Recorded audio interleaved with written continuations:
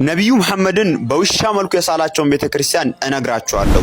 ኢና ሊላሂ ወኢና ኢለይሂ ራጂዑን። እኛም የአላህ ነን ወደ አላህም ተመላሾች ነን። ሐረሪ ብሔራዊ ክልል የክልሉ መጅሊስ ነው። ለዚህም ነው ሐረር ከተማ ውስጥ መጠጥ መሸጥ አይቻልም ብሎ አዋጅ ያስነገረው። ሰላሙ አለይኩም ወራህመቱላሂ ተዓላ ወበረካቱ። ውድና የተከበራችሁ የኑር ፋሚሊዎች እንዴት አላችሁ?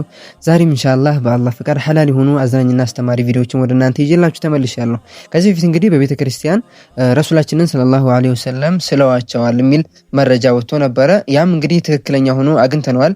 እሱን መረጃ ኢንሻአላህ ማደርሳችሁ ሆነ። በሌላ መረጃ ደግሞ እንግዲህ ሐረሪ ክልል የሸሪዓን እየተገበረ ነው፣ ለምን መጠጥ ተከለከለ ብለው ሸሪዓን እየተገበረ ነው የሚገኘው እያሉ እያለቃቀሱ ነው የሚገኙት። እንግዲህ እውነት ነው የሸሪዓ መንግስት ሐረር ላይ ተቋቁሟል ወይስ አልተቋቋመም የሚለውን ኢንሻአላህ በዚህ ቪዲዮ መልስ የምታገኙበት ይሆናል። ኢንሻአላህ አብራችሁን እንድትቆዩ ግብዣዬ ነው። ወደ መጀመሪያው ቪዲዮ ልሰዳችሁ። ነብዩ መሐመድን በውሻ መልኩ የሳላቸውን ቤተክርስቲያን እነግራችኋለሁ። ከዛ በፊት ግን ይህንን ቪዲዮ በደንብ አድርጋችሁ ኮፒ ሊንክ ማድረግ የመጅሊስ ሰዎች ጋር ማለትም የፌደራል መጅሊስና የአማራ ክልል መጅሊስ ጋር እንዲደርስ ኮፒ ሊንክ አድርጉ፣ ሼር አድርጉት ማለት ነው። ይህ ቤተክርስቲያን ጎንደር ውስጥ የሚገኝ ሲሆን የቤተክርስቲያኑ ስም ደግሞ ደብረ ብርሃን ስላሴ ቤተክርስቲያን ይባላል። ይህ ቤተክርስቲያን በ17ኛው ክፍለ ዘመን የተገነባ ሲሆን እንደዚሁም ደግሞ በዩኔስኮም የተመዘገበ ቤተክርስቲያን ነው ማለት ነው። በዚህ ቤተክርስቲያን ውስጥ ነው መልእክተኛውን ሰለላሁ ዐለይሂ ወሰለም በውሻ አምሳል አድርገው ራቆታቸውን እጃቸውና አንገታቸውን በሰንሰለት ተጠፈሩ አስመስለው ግመል ላይ አስቀምጠው ይህ የእስላሞች ነብይ መሐመድ ነው ብለው ለቱሪስቶች የሚያሳዩት ማለት ነው።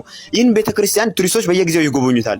እንግዲህ አስቡት፣ ይህንን ታላቅ ነብይ በዚህ መልኩ ነብዩ መሐመድ ናቸው ሰለላሁ ዐለይሂ ወሰለም ብለው ለአማኝም እንደዚሁም ደግሞ ለቱሪስትም የሚያሳዩት ማለት ነው። ይህንን ነገር የመጅሊስ ሰዎች እናድሽን ደግሞ ሌሎችም ሰዎች አንድ ልትሉት ይገባል። ይሄ በሃይማኖት ተቻችሎ የመኖር እሴትን የሚሰብር ነው። ስለዚህ ሁላችሁም ይህን ቪዲዮ ኮፒ ሊንክ በማድረግ የሚመለከተው ጋር አድርሱት ማለት ነው። እንግዲህ ሱብሃንአላህ፣ ይሄ ሁላ ሙስሊም እያለ በሚገርም ሁኔታ እንደዚህ አይነት ንቀት ማሳየታቸው በጣም ያጅባል። ነገር ግን አንድ ሊያውቁት የሚገባ ነገር የረሱላችን ስም ስብዕናቸው በእንደዚህ አይነት ነገር መቼም ቢሆን ሊረክስ የማይችል ነው። እናንተ ደግሞ እንግዲህ የረሱላችንን ፍቅር ኢንሻአላህ በኮሜንት እንድታሳዩኝ ይፈልጋለሁ። ሰለላሁ ዐለይሂ ነብይ ሁላችሁም ሰለዋት አውርዱ። እነዚህ ግለሰቦች ግን ለፍርድ መቅረብ አለባቸው። ኢና ሊላሂ ወኢና ኢለይሂ ራጂዑን። እኛም የአላህ ነን ወደ አላህም ተመላሾች ነን። እዚህ ጋር የምትመለከቷቸው በመስጂድ ነበዊ ለረጅም ዓመታት በሚያምር ድምጻቸው አዛን ሲያደርጉ የነበሩት ሼክ ፈይሰል ይባላሉ። ወደ አኺራ ሄደዋል። አላህ ሱብሓነሁ ወተዓላ በቅድስቷ ከተማ ባሰሙት አዛን ልክ በሰሩት ኸይር ስራ ልክ እጥፍ ድርብ አድርጎ አላህ ቀብራቸውን ያስፋላቸው፣ አላህ ይዘንላቸው፣ እኛንም መጨረሻችንን ያሳምርልን። ሰላም አለይኩም ወራህመቱላሂ ወበረካቱ። ኢና ሊላሂ ወኢና ኢለይሂ ራጂዑን። አላህ ጀነተል ፊርደውስን ይወፍቀው፣ አላህ ኸይር ስራውን ያብዛለት። በሌላ መረጃ ደግሞ ያ ጀማዓት ኑር አንድ ወንድማችን እንግዲህ አቅሷን ሲያይ ያሳየው ሪአክሽን በጣም መነጋገሪያ ሆኗል ሶሻል ሚዲያ ላይ። እሱን ቪዲዮ እስኪ እንመልከት። መስጂድ አልአቅሷን ለመጀመሪያ ጊዜ ሲያዩ እንዲህ ነበር የሆነው። ከሰሞኑ ይህ ወጣት ሶሪያዊ ወደ አቅሷ በመሄድ እንዲህ ሲያዩ በደስታ ነበረ ስጁድ ያደረገው። ከሰሞኑ ይህንን ደስታውን በማህበራዊ ሚዲያ ካጋራ በኋላ ብዙዎች እየተቀባበሉትና ደስታውን እየተጋቡት ይገኛሉ። ይህ የኛ የሙስሊሞች ምኞት ነው። ምክንያቱም መስጂድ አልአቅሷ በቅዱስነቱ ሶስተኛ ቦታ የያዘ ነው። ያ ብቻ አይደለም፣ እኛ የሙስሊሞች የመጀመሪያ ቂብላም የነበረ ቦታ ነው። ነብዩ መሐመድ አለይሂ ሰላቱ ወሰላም ታሪካዊውን ጉዞ ኢስራ ወል ሚዕራጅ ባደረጉበት ጊዜ በዚህ መስጂድ ማለፉን ሁላችንም እናውቃለን። እናም አላህ ሁሉን ነገር ሰላም አድርጎ መስጂድ አልአቅሷንም እንደ መስጂድ አልሐረምና እንደ መስጂድ መዲና የምንጎበኘው አላህ ያድርገን። የዚህ ወጣት ደስታ ግን አሁን ላይ ብዙዎች እየተቀባበሉት ይገኛሉ። እናንተ ስለ አቅሷ የሚሰማችሁን እስኪ በኮሜንት ያሳውቁ። ሱብሃንአላህ፣ እንዴት ነው አቅሷን ለማየት የነዛን የጀግኖቹን የፍልስጤማውያንን ሀገር ለማየት አልጓጓችሁም? ሱብሃንአላህ፣ በጣም ነው የሚያስገርመው። ሁላችንንም አላህ የምንደሰትበት ያድርገን። እንግዲህ መግቢያ ላይ እንደነገርኳችሁ ሐረር ክልል ውስጥ የሸሪዓ መንግስት ተቋቁሟል ምትል አንድ ሲመታለች። ምን ተከስቶ ነው የሚለውን አብረን እንመለከታለን። ሐረሪ ብሔራዊ ክልል የክልሉ መጅሊስ ነው። ለዚህም ነው ሐረር ከተማ ውስጥ መጠጥ መሸጥ አይቻልም ብሎ አዋጅ ያስነገረው።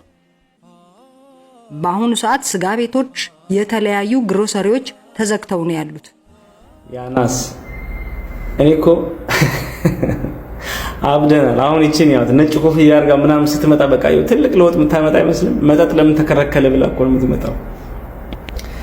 ሐረርጌ ውስጥ ያሉት መጠጥ ቤቶች ያው ታውቃላችሁ፣ መንግስት የሀገሩ ከንቲባ እየዘጋ ነው ያለው። ሙላዚም የዋና ከተማውን ኦርደር ይፈልጋል። በቃ ሁሌ ነገር እነግራቸዋለሁ፣ ወጣቱን ያበላሽብኛል፣ ከተማውን እየረበሸብኝ ነው ብሎ ካሰበ ለሰላም ብሎ ካሰበ መጠጥ ቤቱን ይዘጋል። ምንም ሸሪዓ የለውም፣ እስልምናም የለውም፣ ምንም የለውም። የሆነ ነገር ስትባሉ ፊት ብላችሁ እዛ ትመጣላችሁ። መጠጥ አይፈቀድም። በነገራችን ላይ ስለ መጠጥ ልንገራችሁ። ይሄን ነገር የሚጠጣ ሰው ራሱ ይደግፈዋል። ማቆም ይፈልጋል፣ ግን ፑሽ የሚያደርገው የሚያቆምበት ሰው አሁን ስለ ጫት ቃል ጠይቋቸው ጫት እንዲቆም ይፈልጋሉ። ግን እንዴት ያቆሙት? አያችሁ፣ መጠጥም ልክ እንደዚህ ነው። ስለዚህ የሚጠጣው ራሱ ቢዘጋ ደስ ይለዋል። በቃ ምንም ቾይዝ የለውም፣ በጊዜ ቤቱ ይገባል። የመጠጥን ግን ችግር ታውቁታላችሁ። ልጆች በየቦታው የሚወለዱት ልጆች ማስተዳደር የሚያቅተን፣ ትምህርት ቤት መክፈል የሚያቅተን፣ የመፋታት ብዙ ያን ችግሮች የመጠጥ ለውጦች ናቸው። መጠጥ የሚያመጣው ስንቶቻችን በመጠጥ የተነሳል ቤቱ ፈርሷል። አልፈረሰም? ቁማር፣ መጠጥ በቃ ያረጋግ መንግስት አይሰማህም። በቃ ተከልክሏል። በቃ አይቻልም። መጠጥ ቤት ክልክል ነው፣ ቁማር ክልክል ነው። ምንድነው እስልምና ይሄ? ስለዚህ ብራቮ ሁሉም ከተሞች ከዚህ ሰው ልትማሩ ይገባል። የሚገርም ስራዎች እየሰሩ ነው። እንደው እዛ ሄዳችሁ ኮርስ ለአንድ ወር ቁጭ ብላችሁ ኮርስ ብትወስዱ ጥሩ ነው። እንደዚህ አይነት ሰዎች ግን ለእስልምና ካላቸው ጥላቻ ነው ሸሪያ ምናምን የሚሉት። እኔ አላህ ሀገራችን አላህ ሰላም ያርግልን። ሰላም። ብዙ ሰዎች የልጅ አዋቂ ይሉታል። ላይቭ ላይ የሚያገኙት ወይም ኢንተርቪው የሚያደርጉት ሰዎች ደግሞ እጅግ በጣም ሳቂታ፣ ቀልደኛ፣ ለጨዋታና ለተረባም የሚቀድመው የሌለ ታዳጊው ልጅ ልባሙ ይሉታል። ጓደኞቹ በፍቅር ታኩሬ እያሉ ይጠሩታል። ታዲያ በአንድ አጋጣሚ ነበር ከወዳጆቹ ጋር ወደ ደብረ ብርሃን ጎራ ያለው። እዛም አካባቢ እንደደረሰ ተፈናቀለ ወገኖቻችንን መመልከት ነበረበትና እነሱንም ያህል የተሰጠው ፍቅር እጅግ በጣም አጃይብ ነው። ወገኖቹ ሲመለከት ደግሞ ያሉበት ነገር ትንሽ አሳሳቢ ይሆንበታል። ለዚህም ካሉበት ነገር ከገላገላቸው ወይም ከረዳቸው በሚል እነሱ ለማገዝና ለመደገፍ ቀን ቆርጦ ቀጠሮ ይዞ ዛሬ ወገኖቻችን የምንረዳበት ለነሱ ትንሽ የሚሆን ነገር የምንሰጥበት ቀን ነውና ቤቴ እንዳትቀሩ ተገኙ። ሰብአዊነት የሚሰማችሁ ሁላ እነዚህ የተፈናቀሉ ወገኖቻችን እኛም ከጎናችሁ አለን። ምንም እንዳይሰማችሁ ማለት አለብን። መጎብኘት፣ ማየት፣ ሄደንም ማጉረስ ካለብን ማጉረስ አለብንና እንዳትቀሩ ቤቴ ጋብዣችኋለሁ እያለ ይገኛል። ዛሬ ታህሳስ 15 2018 ዓ.ም ከ2 ሰዓት ተኩል ጀምሮ ሁላችሁም ተገኝታችሁ የበኩላችንን እናድርግ፣ ወገኖቻችንን እንርዳ። እናንተም ከዚህ ልበቀና ታዳጊ ጋር ለመልካምነት መትመማችሁን መገኘታችሁን እንዳትረሱ። ከአቅሙ በላይ ያሰበውን ከአቅሙ በላይ እንዲሮጥ እንርዳው እላለሁ። ይህ የሚኖር ሕይወት ነው። ሰላም። ለሰዎች ውለታ እንላቸዋለን። ልባችን ለነሱ ጥሩ ነው፣ ማንነታችን ጥሩ ነው። we give them everything ያለንን ነገር ሁሉ እንሰጣቸዋለን፣ እናካፍላቸዋለን፣ ለነሱ ጥሩ እናስባለን።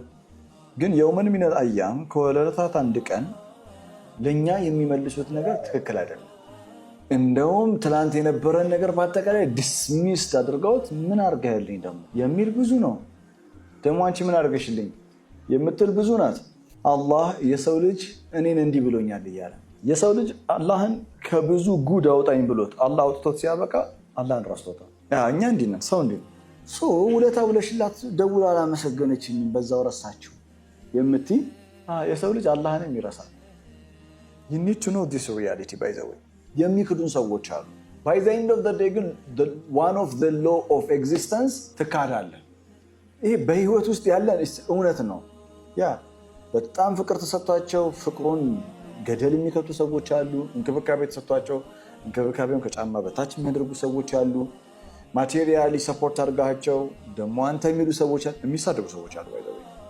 ከጠላት ጋር አብረው አንተ የስንት ነገር አድርጋላቸው ከጠላት ጋር ሄደው አብረው የሚሰሩ ሰዎች አሉ። በላይፍ ተጅሪባ ውስጥ ይሄ ይገጥመሃል።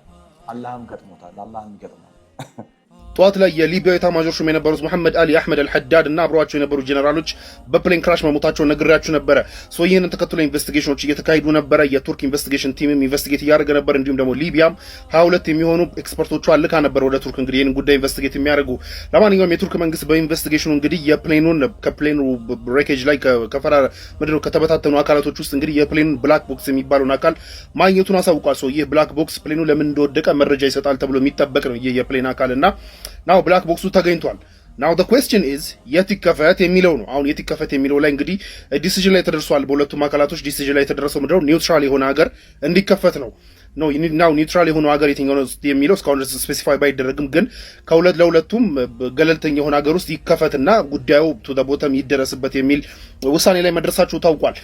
ዳስ ቢኮዝ ሰውየው በደንብ ለምን ሞተ፣ ለምን ፕሌኑ ተከሰከሰ፣ ከጀርባው የሰው እጅ ነበረበት ወይ፣ ፖለቲካል ሙቭ ነው ወይ ምናምን የሚሉ ነገሮች መጣራት ስላለባቸው ፖለቲካል ሙቭም ከሆነ ማንጋ ሊቢያውያን ናቸው፣ ቱርኮች ናቸው ወይ ሰምበዲ ኤልስ ነው ምናምን የሚለው መጣራት ስላለበት እንግዲህ ኒውትራል ሀገር ላይ ተከፍቶ ኢንፎርሜሽኑ ግልጽ ይውጣ የሚል ዲሲሽን ላይ ደርሰዋል።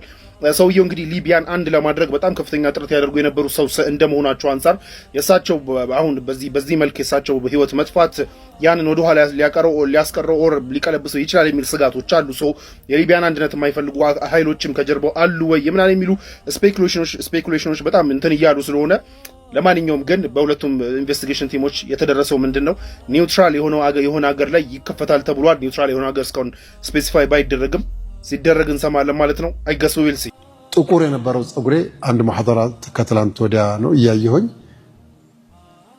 አንድ እኮ ነጭ ፀጉር የለኝም ነበር። መቼ እንዴት እንደመጣ አላቅም። እድሜ ከ20ዎቹ ወደ 30 መቼ እንደመጣ እንዳላወቅኩ ሁሉ ከ50 ወደ 60 እንዴት እንደተሸጋገርኩም አላቅም። መቼ በምን ሁኔታ ወደ አላህ ለመጨረሻ ጊዜ ከዱንያ ተሰናብቼ እንደምገናኝም አላህ ጋርም አላቅም። ይበላል፣ ይጠጣል፣ ይዋላል፣ ይታደራል፣ ይተኛል፣ ይትነሳለህ፣ ሮቲን የሆነውን ህይወት ትቀጥላለህ፣ እሱም ይቀጥላል። ሰነስተድሪጁሁም ሚን ሐይሱ ላ ያዕለሙን በማታውቀው ሁኔታ ቀስ በቀስ አዘናግቼ አንዳንዴ እየሳክ ሌላ ጊዜ እያለቀስክ እየተናደድክ ወይም ደግሞ ፏያልክ ቅዳሜ የሆነ ስሜት እሁድ የሆነ ስሜት እያያዝ ሁሉም ቀን እያለፈ ይሄው ቀኑ ይመጣል፣ እንደገና ይመሻል፣ ከዛ እንድትተኛ ጧት እንድትነሳ ሰነስተድሪጁሁም ሚን ሐይሱ ላ ያዕለሙን ወኡምሊ ለሁም ኢነ ከይዲ መቲን። ወኡምሊ ለሁም ማለት ጊዜ ይሰጣቸዋለሁ። በቃ ምንም ይሄኛው ይሰራና አጂብ የሆነ ብር ያገኛል። ከሚስቱ ሊደብቅ እስከሚዳዳ ድረስ ከልጆቹ እስከሚደብቀው ድረስ ብር ያገኛል። 10 ዓመት ደግሞ ኦዲት ሲያደርግ ደግሞ የሆነ ልጅ መጥቶ 3 ሚሊዮን ወስዶታል። ያኛው ደግሞ 6 ሚሊዮን ከድቶታል። የሆነ ዕቃ ገዝቶ ነበር እሱ ደግሞ ረክሶ እንትን አድርጎታል። ያ ሁሉ ብር የለም። በሆነ ነገር ደግሞ ይሰጠዋል። አንዴ እየሰጠ አንዴ እየቀማ አንዴ እያስለቀሰ አንዴ እያሳቀ هو الذي أضحك وأبكى وهو الذي أمات وأحيا وهو رب الشعرى كاسير كباتشو سيراي بطام كبارنو أتشلونيم بلاتشو على الله ግን አለ ለምን የመካ ሙሽሪኮች ለምን አንተ የምትለው መቀበል ለምን ከበዳቸው? አስተምሮትህን ወደ ተግባር ለመለወጥ በምን ተሳናቸው?